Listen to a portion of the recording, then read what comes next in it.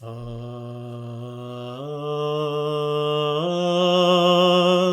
the lowest to the highest, from the furthest to the nearest, from the smallest of the smallest to the greatest of the greatest, yoga is about all of life, everything we do, all of existence. My name's James Bogue. Welcome to the Whole Life Yoga Podcast. Hello.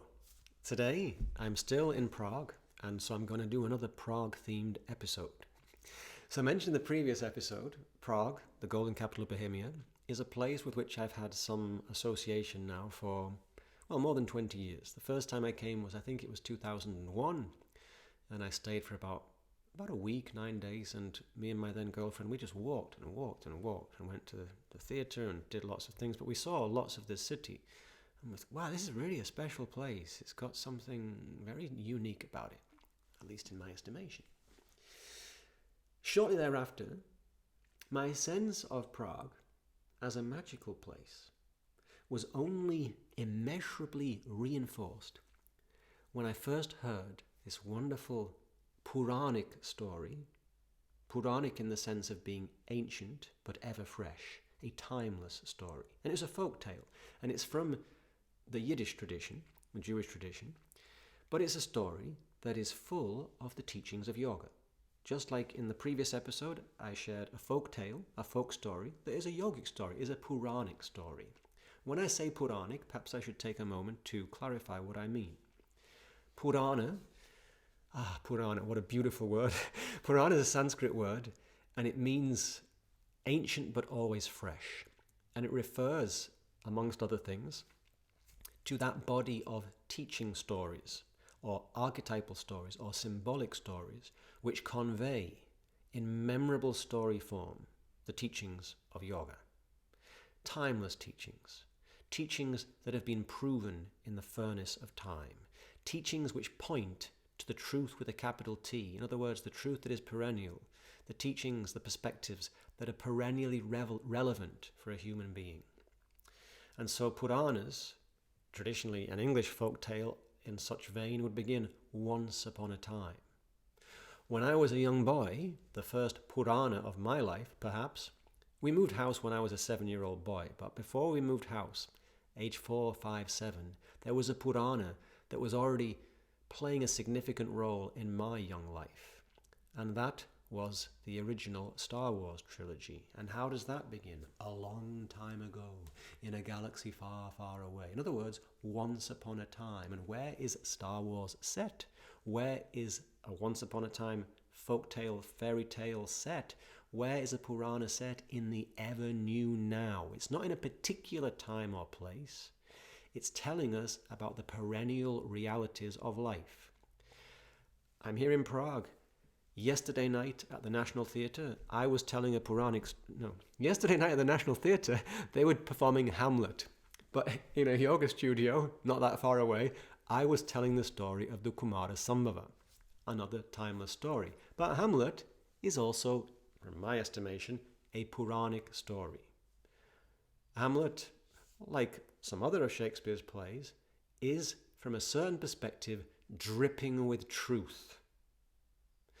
It reveals, it speaks to us of the perennial concerns of what it means to be human, the challenges, the opportunities of a human birth. Anyway, Purāṇic stories.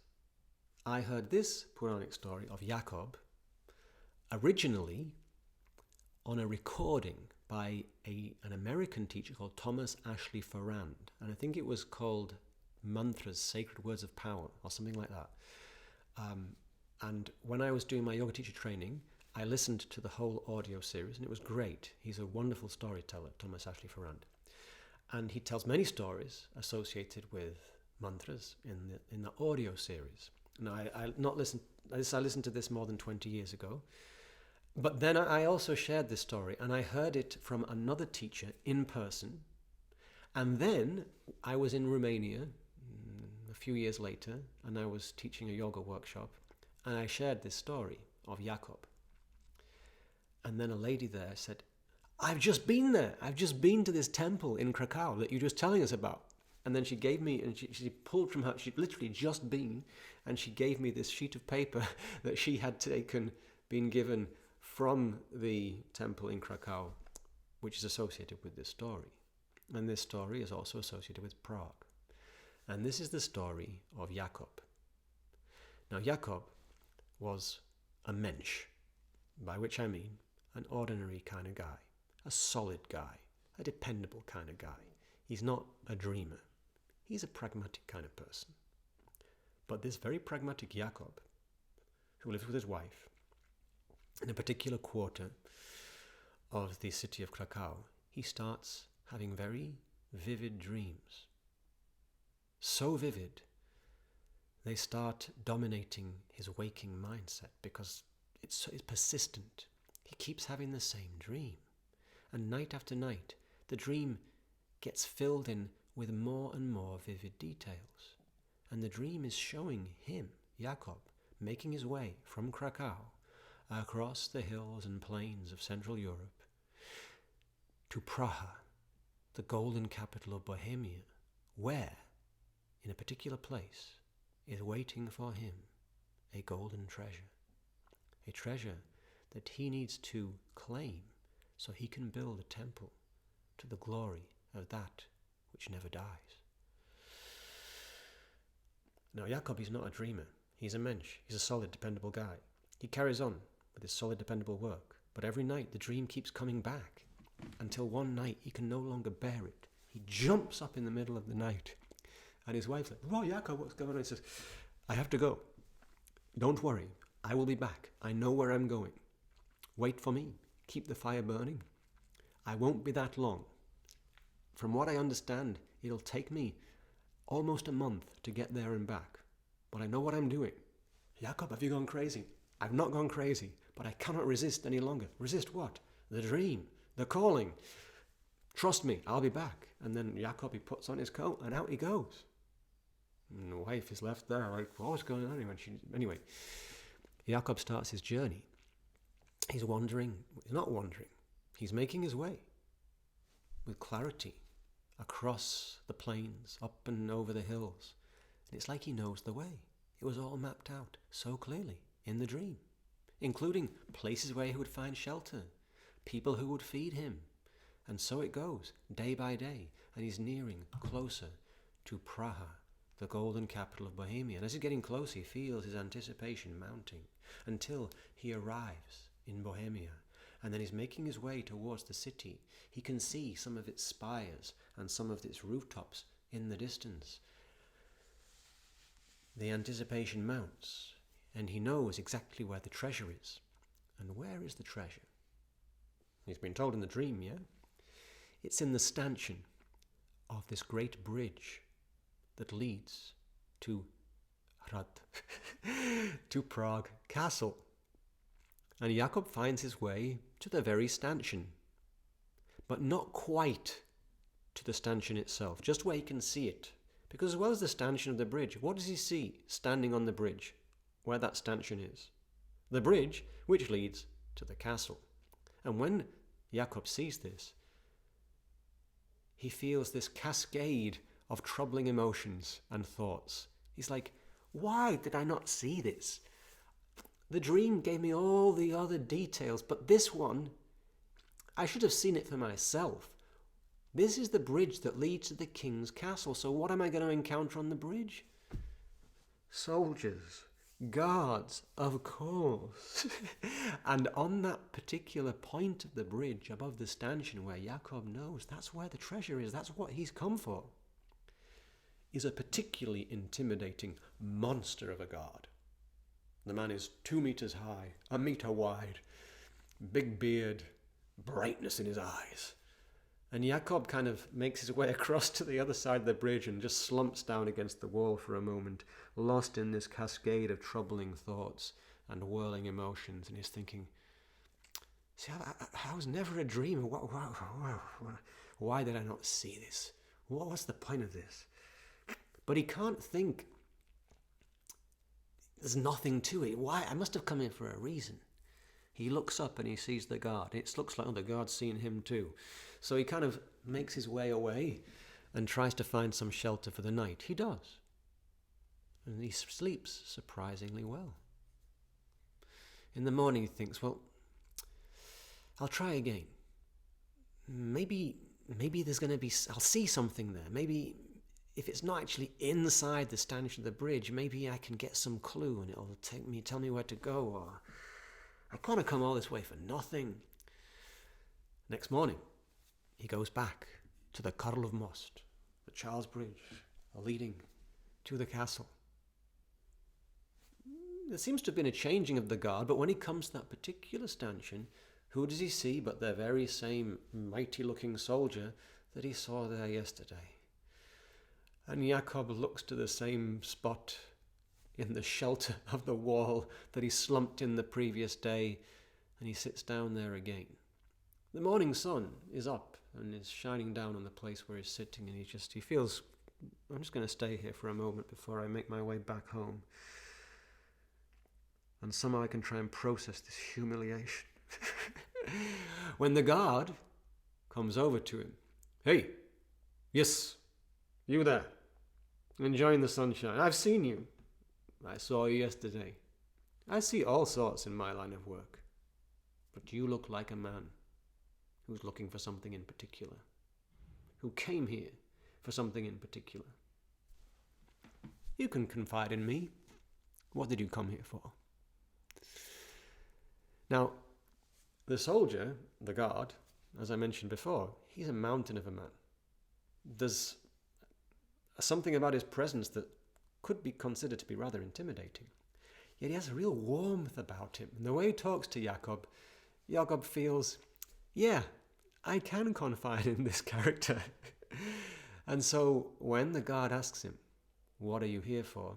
Jakob looks up to him. Yeah, maybe I should just tell my story, get it off my chest. Oh. And then the guard encourages him, is it a woman? And Jakob laughs and says, no, it's not a woman. Well, tell me then. I can see you come a long way. You come to Prague for some reason. Tell me. And Jakob's, he can't quite form the words because he feels so embarrassed. And the guard says, yeah, come on, I hear it all in my line of work. You won't believe some of the things I've seen. And Jakob's thinking, I don't know if I've seen something as crazy as this. And he says, well, and he can barely get the words out. But he says, well, I'm here because of a dream. And when he finally says, I'm here because of a dream, the soldier bursts into this rich, deep laughter. You're a dream. You're one of those dreamers. I have dreams too. Let me tell you. What's your name, by the way? My name's Jakob. Jakob, is it really? Is it really? Because, I'll tell you my dream. My dream features this character called Jakob. This character called Jakob, apparently, he lives in the city of the Poles, Krakow, in the Jewish quarter. You know what my dream is? My dream tells me I have to make my way, got to wend my way all across Central Europe to this particular place, to the quarter of the Jews in the city of Krakow where this Jakob character lives. Because if I can just dig up his fireplace, I'm going to find treasure so vast and extensive that I can use it to build a temple. That's my dream. Have you ever heard anything so ridiculous? Me, when my job is to protect this castle, these riches, you want me to go running off across the continent? What? You have to be careful of dreams, my mate. Now, what's your dream? Is it as ridiculous as mine? Jakob, he's still sat on the ground in the sunshine, and he gets up now and he says, well, sir, thank you for confiding your dream in me, but, I've really got to go now. I've really got to get on my way. Thank you. Thank you very much. And Jakob turns around and starts running back to Krakow with the guard laughing behind him. And he knows the way back. He arrives some days later. It's also the middle of the night, not that long before dawn. And he opens the door, His wife is there in bed. She's rather startled. She says, it's only me, it's only me. And Jakob goes straight to the hearth, the heart of his home, of their home. And he looks around for something to dig with. He goes out to the yard just behind the house and he finds a little bit like a sledgehammer and he starts whacking the ground, starts digging it up. And his wife, what are you doing? Jakob, have you gone crazy? I thought you were gone crazy when you went away. You come back even worse. What's the matter with you? He's like, calm down, calm down, calm down. And he starts digging. He gets his pickaxe. He continues. And sure enough, there, deep in the hearth of the home that they share, he finds gold. Gold enough to build a temple to that which never dies, a temple to the everlasting, a temple to the spirit that always lives and pulsates in the golden heart of every one of us, deep in the dark depths of our very being. And this is the story of Jakob, son of Levi, from the Jewish quarter of Krakow, who journeyed to Prague and met the guard on the Karluv most in front of the hrad, and then ran home to find that the gold he'd been searching for was never separate from him, because it was the very consciousness with which he was having every experience he'd ever had. And so, this is a yogic story. And it transpired here in Praha, the space of the threshold, on a bridge, the place that helps us cross from one state of awareness to the next state of awareness. But if we're going to cross from one state of awareness to the next, we have to be that little bit crazy. We have to heed the invitations of spirit that might speak to us through signs, through dreams, that will speak to us undoubtedly through the guidance of our conscience. We may feel the call to do things that would seem a little bit crazy according to the rules we've always lived by. But they are inviting us to new perspectives, to new discoveries, and to new recoveries. Because one thing I love in the story, where was the gold all along? In the hearth. In the heart. Inside. In the Bhagavad Gita, the teacher is Krishna. Krishna literally means black or dark. His student Arjuna has many meanings, but one of them is who is pure and bright. One of the connotations of his name, let's say. But Arjuna, the student, the yoga student, comes to a point where he or she, we recognize as yoga students, I am ignorant. I am disintegrated. I'm in a state of dis-ease. I'm not in the most balanced, harmonized, integrated state I could be, and perhaps I could do something about it. And so then we muster the courage to look beyond the known, to look into the dark. And when we keep fathoming into the dark, what are we going to find? We're going to find all sorts. We're going to find beauty, and we're going to find poison. So there are many, many stories in the Indian tradition that illustrate this very potently, very beautifully. For example, in the Ramayana, when Hanuman, who is an emissary, a servant of Rama, prince of the royal house of the sun, symbolic of the individual soul, whose destiny is to become enthroned and seated on the asana of yoga, of enlightenment, in a steady, easeful place of balance, harmony and integration, Hanuman, who wants to bring about the integration, the reconciliation of Rama and Sita, of consciousness and its power, he has to leap over the ocean of the unconscious and the unknown. And as he prepares for this mighty endeavor, he goes up to a mountain as his launching pad. And the description in the Valmiki Ramayana is so beautiful. It says, Hanuman, he draws in his club-like limbs. In other words, he draws in all his powers. This is pratyahara, the yogic principle of turning our sense and action experiences back to their source, of offering them back to the consciousness that is now allowing us to experience them. And when Hanuman draws in his club-like limbs, he presses down on the unshakable mountain. He centers himself. The mountain is symbolically the spinal column. He centers his awareness. As he presses down on the unshakable mountain, the mountain shakes. And he squeezes from that mountain all of the venomous creatures who've been residing in its inner depths and chambers. And he brings out all of the precious gems that are also being hidden within that mountain. And so this is what's going to happen as we practice. We're going to see all of the poison that we've been harboring, all of our capacity to behave or act in ways that are villainous and treacherous and, we might say, evil or dark. And we're also going to see the capacity for beauty and care and creativity. But if we keep fathoming, we will uncover the gold, the true treasure of that which never dies, the consciousness that enables all of experience, the light of life and existence that is our very essence. So I hope you've enjoyed this story, this yogic story of Prague.